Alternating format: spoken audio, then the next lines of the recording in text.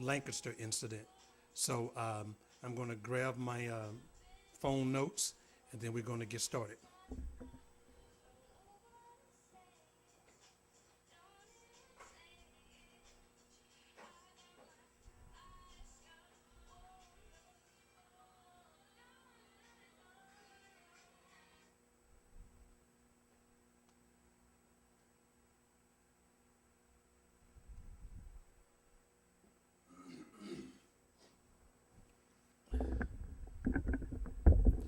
Okay. Well, I want to thank each of you for taking the time to tune in to this live broadcast. Um, you know, Unfortunately, we have to have these broadcasts because there's so much going on nowadays, but yet there's very little information being given so that we can actually um, make educated decisions.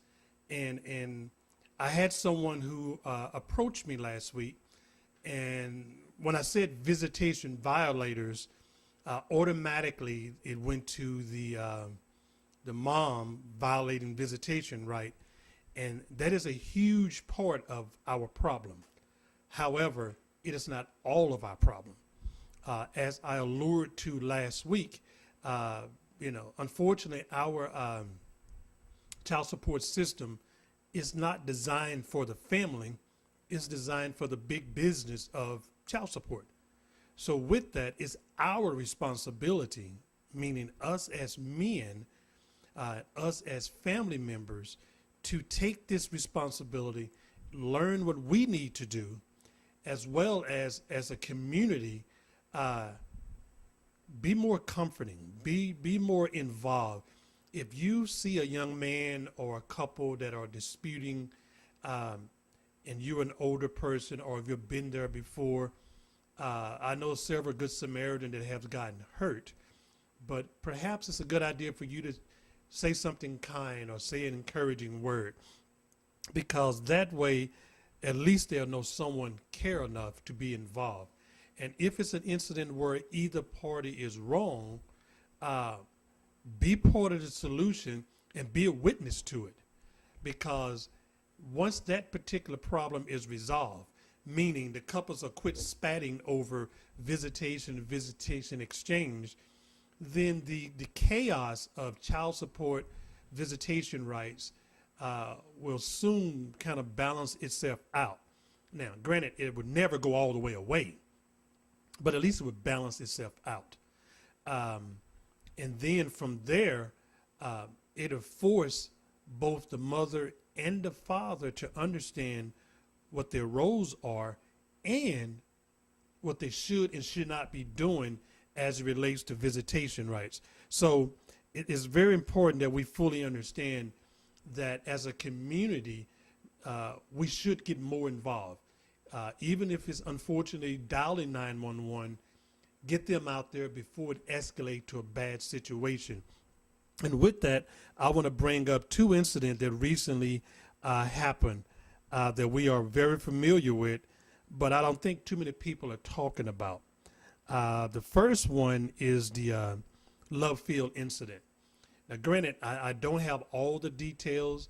I don't know what all happened, but from what I know and from what I have understood, um, it was a custody issue. It was regarding uh, conservatorship of custody, visitation rights, and things of that nature.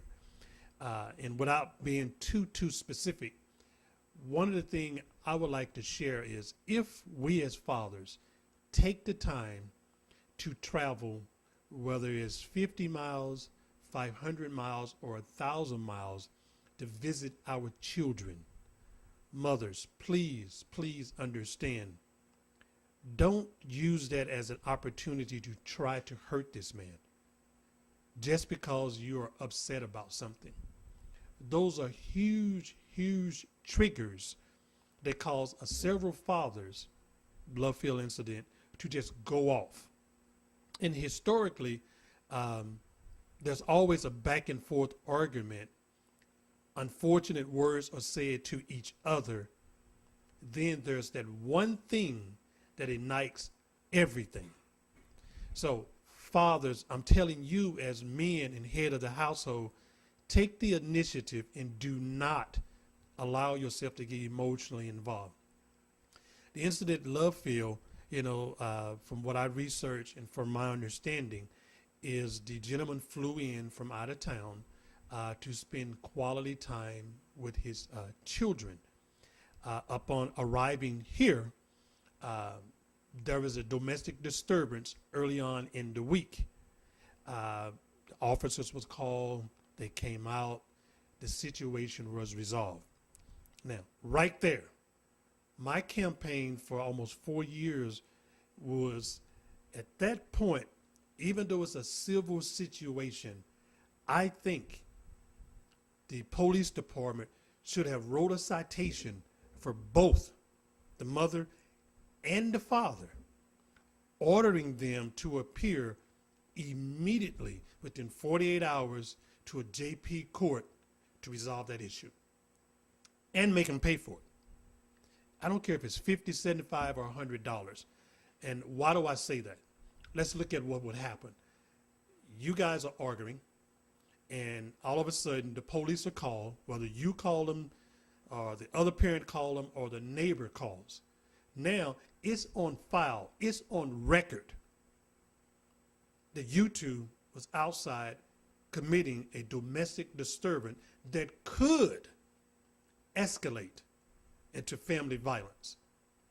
And being a civil issue, I think the court should immediately force the two of you to some type of parental class, parenting stabilization class, mediation, but immediately allow you guys to take that energy, share it with someone with a more mature mind, find a simple, immediate solution, and then set a court date to go for a judge for a long-term solution.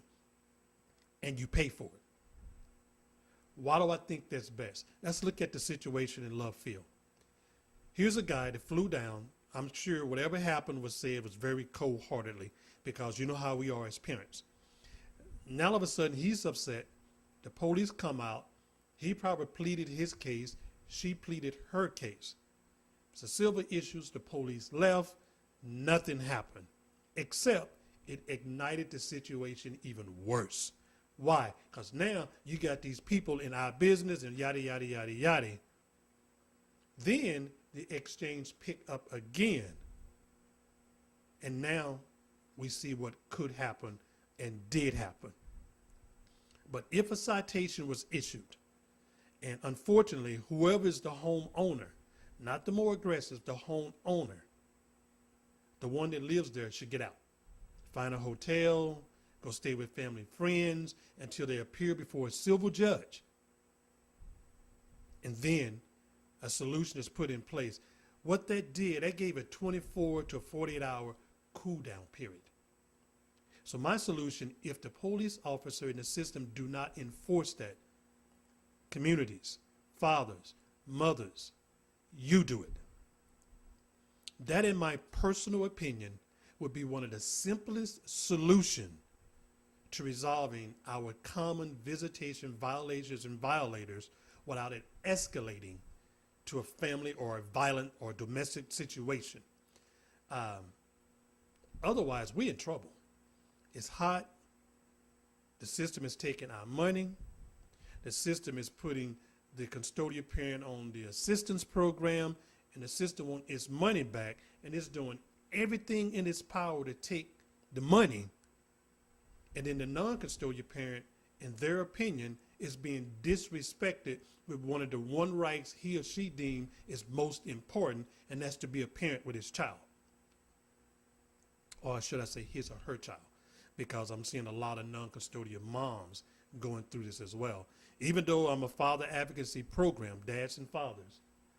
However, I don't think violence is the answer, so I'm using father and mother in this conversation. Let's look at the Lancaster situation. Same thing. The lady actually did the wisest thing under the sun and left. Unfortunately, something transpired and she went back. And that's when it was murder-suicide. Again, What if the community had gotten involved? What if the police who came out got involved and wrote the citation and forced both of them a cool down period where they could not be around each other anymore until they went to a justice of peace or a judge?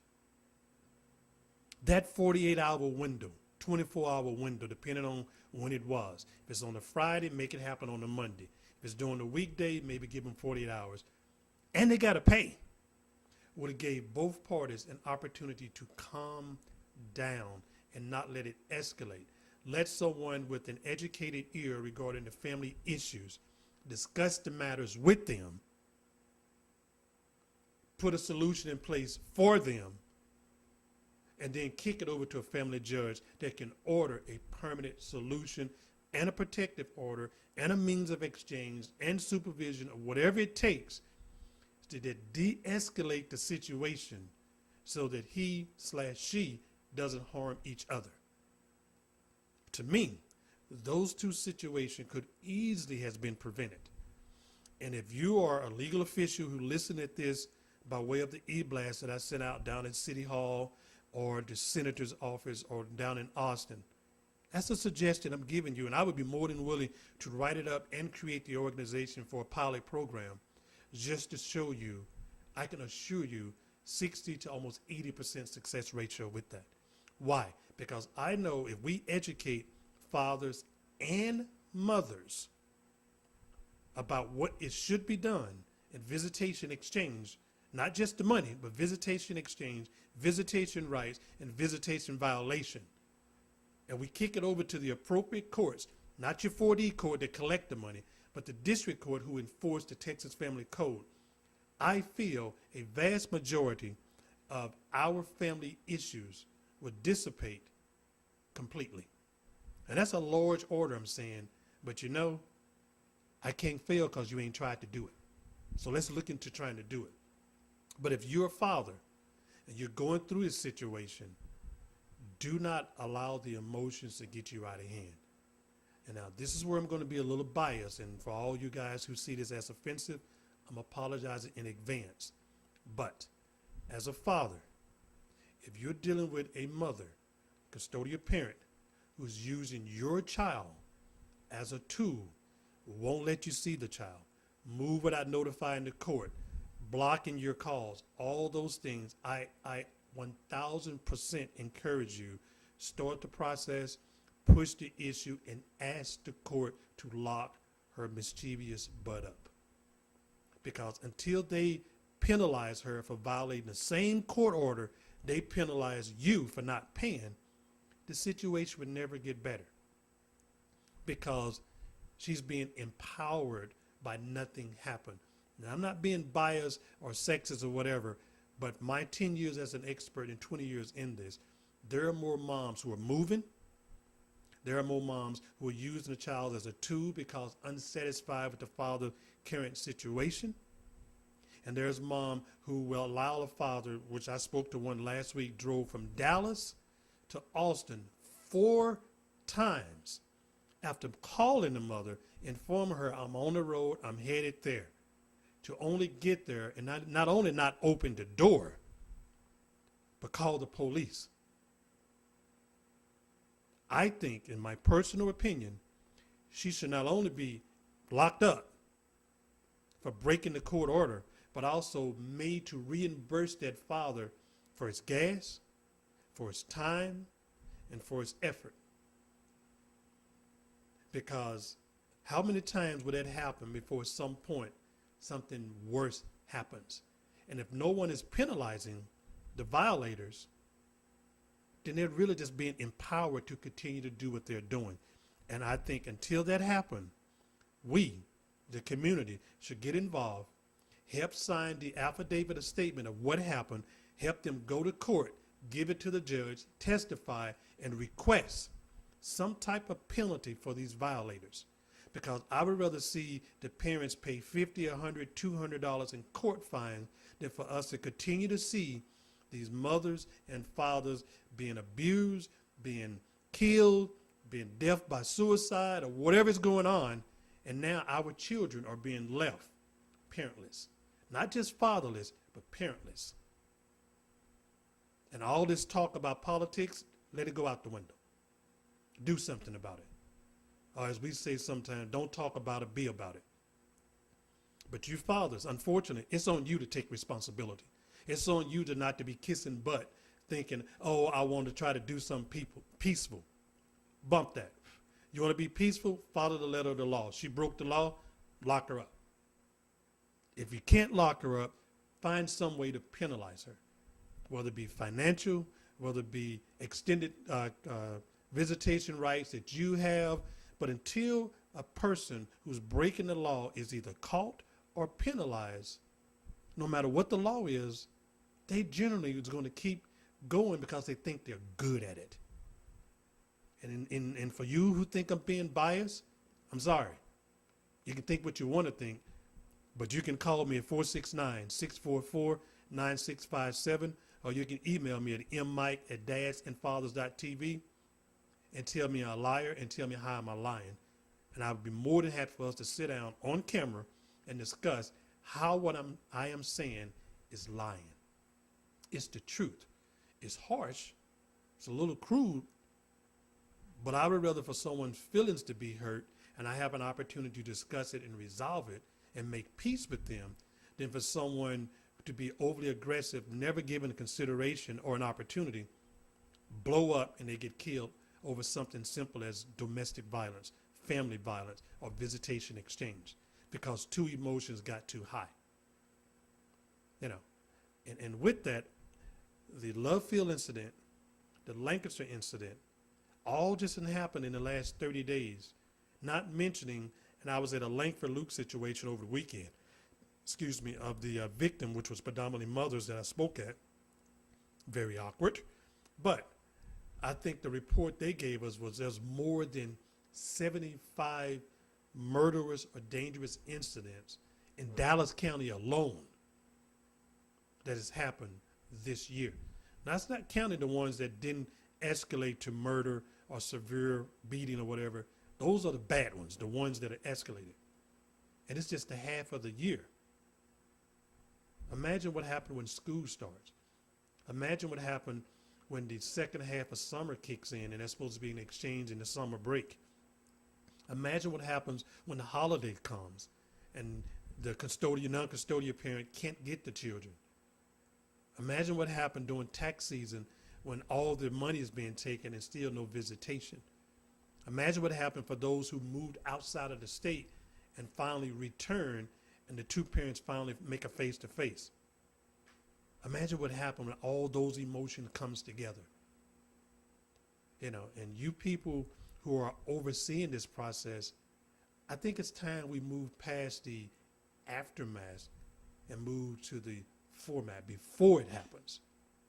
And I go back and I repeat, if there's a citation issue at the origin of the complaint, I truly, truly, truly feel that can prevent 8 out of 10, if not 9 out of 10 incident for escalating. Because at least both persons know within 24 to 40 hours, they'll have a voice before someone that is neutral that can help put at least a temporary fix in place. And if your fathers out there hearing this, even if they don't make it a law, ask for it. Ask for it. Your officer, give me a citation. Call dad's fathers. Call your attorney. Say, set me up a situation where I want to do a temporary and go immediately in front of this judge to tell him or her my situation before I blow up and act a fool. And by doing just that one act, it saves you, it saves your children, and it saves the mom. And we go out and spend, what is it, $180, $200 on tennis shoes. Guess what? Costs you about that much to file the same incident. You spend what? $150, $200, $300 at the titty bar. Again, about the same thing to fix your situation. So what's more important to you? Fixing your situation and spending $250, $300 going before a judge and talking, or getting a new pair of designer shoes or an outfit, and you're still dealing with the situation. Which is more important? If the designer stuff is important, then you're headed to a situation that's unfortunate. But fix your situation is, and you can allocate the funds, talk over with an attorney, talk over with dad's fathers, find out the solution to your problems, be able to step forward, go before a judge, plead your case, put something in place to stop the madness. You just saved your child or children and yourself. That's what we need to focus on. Because that incident at Love Field, that incident in Lancaster, that's real sad. That's very, very, very sad. Because at the end of the day, one of the questions I sent out was, what is the problem with our fathers? The father is we're overly emotional, undereducated, and unfortunately our priorities when it comes to paying for services are wrong. We rather pay hundreds of dollars, thousands of dollars for designer name brand stuff than to pay hundreds of dollars or thousands of dollars to get a permanent solution put in place for our children and ourselves. What is the solution we can do as a community? We need to get involved. We need to be the one that helped file the incident. We need to be the one to encourage the mother and the father to stop the madness. We need to be the one to get out there and help them understand. At the end of the day, this fighting, this arguing, this bickering, this back and forth is feeding the multi-billion-dollar industry when it comes to conflict resolution, conflict, divorces, and child support. Why are you making the upper echelon, or how you say echelon people richer because you have emotion or communication issues? It's time to get a grip. It's time to get a full understanding. As a father, you have more rights than you're giving yourself credit. You just need to buckle down, understand what the rights are, what's the proper process and procedure, allocate the funds, and do not hesitate to put in some type of penalty in place, because from personal experience, doing something against the mother of your children is very, very difficult. But if you sincerely want to do what's best for your child, then you, just like we do with our children, when we penalize them, put them in timeout, discipline them, put them on punishment, why do we do that? Because we love them, we want what's best for them. Well, you may not love the baby mama or the mother of your child, but you do want what's best for your child, which is another parent. And for that, it's your responsibility to penalize them. Put them in the court's timeout. Put them in the court's disciplinary system. Because if you don't pay, the court and them will put you in the disciplinary system. And I believe once that happens, once you do that and the mother sees that she can be penalized for breaking the same court order that you break for not paying, then the two of you have what I call a balancing parenting situation. It is your responsibility to make those monthly payments. And if you can't pay it all, you pay something. Well, it's her responsibility to relinquish the opportunity for you to be a father in those children's lives. And like I mentioned last week, if you don't know what your visitation rights are, get a copy of your order, come see us, and we'll show you what they are. And if they're not where they should be, then we can make some modification, talk to an attorney, talk to a mediator or someone, and get it situated so this conflict will not be a major, major issue. So I do apologize for being a little harsh with my words today, but I think this was a situation that did not require to be kind of tiptoeing around, because we had two very, very serious incidents happen in the last 30 days, and one within the last 2 weeks. Not mention the one that I took with a guy who came from Chicago to Texas, flew down here to have a 2-week vacation with his children, only to discover the mother has left Texas, went on summer break somewhere else, and all alone knowing that he's making these plans, buying the tickets, came here, reserved a hotel, made the 2 weeks activities, paid for them, and all along she knew she was out of town. The good thing is she wasn't in town, so he didn't snap. The bad thing is she got away with it. what's going to happen to her? If he does nothing but complain, guess what? The likelihood of her doing that again is good. She's going to do it. And then at some point, he's going to get sick of it and do one or two things. Check out of his children's lives or snap.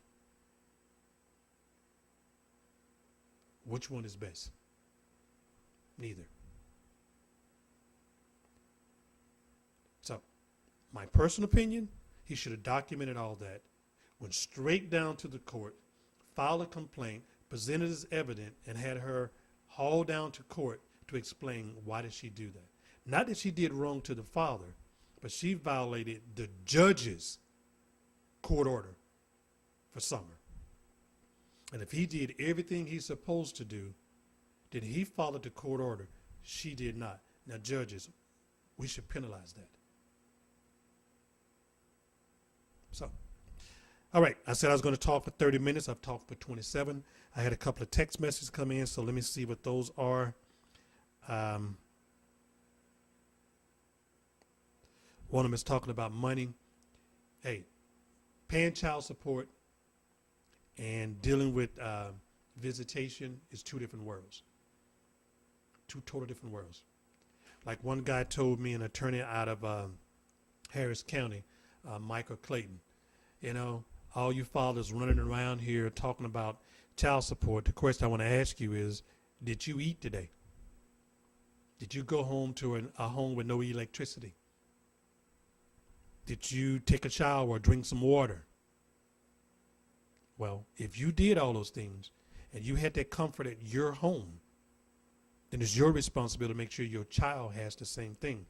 Not worried about what the mama doing with the money. Make sure the child or the children has the same thing. That's the money side of it. The visitation side of it. If you have a court order that entitles you to X amount of time, it's your responsibility to do exactly the same thing. Make sure your child get that. And I like the way Micah put that. He's more passionate about it than I am. And Mike, if you're watching, how's it going, sir? We need to do a workshop in Harris County here real soon, because I had approximately a half a dozen calls come from down there this week alone about visitation issues. So with that being said, for you guys who saw this broadcast, have questions, feel free to email in mmike@dadsandfathers.tv. You can send me a text message or call me at 469-644-9657. Or you can go out to the website dadsandfathersofTexas.com or dadsandfathersunited.com if you're outside of Texas. And hey, let's unite. Let's get this thing together. Your organization that are out there who are seeing this, let's get together. Let's put some programs together. Let's get these fathers watching these videos, learning what to do, and let's stop this killing as a community. I appreciate you tuning in. This is 2 of 4. Next week, we're going to talk about more specific solutions, like perhaps how to write the affidavit, how to take the report. Maybe I can try to get an attorney to come on the show with us. I'll see, can I call a couple of them? But now let's move toward the written solution on how to fix this problem.